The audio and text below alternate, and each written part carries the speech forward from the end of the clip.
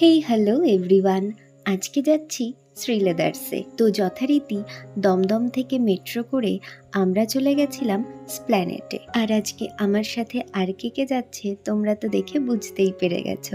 বেশ অনেক বছর পর আমরা তিনজন একসাথে যাচ্ছি, নইলে বাবা কাজের জন্য আমাদের সাথে বেরোতেই পারে না। আর সেদিন কিন্তু প্রচন্ড পরিমাণে গরমও পড়েছিল।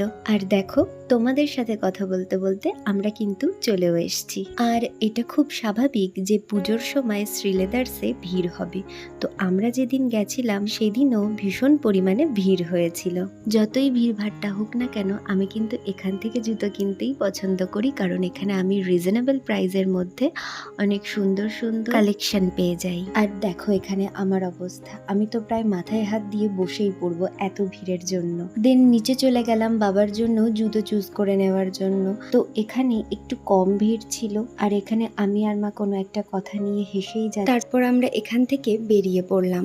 আর সেদিন এতটাই গরম ছিল যে আমার শরীরটাও ভীষণ খারাপ লাগছিল, তাই ভিডিও আর করা হয়নি। তো আজকের মতো এইটুকুই। তোমাদের আমার ব্লগ কেমন লাগে অবশ্যই কমেন্ট করে জানিও, আর সাবস্ক্রাইব করতে ভুলো না কিন্তু।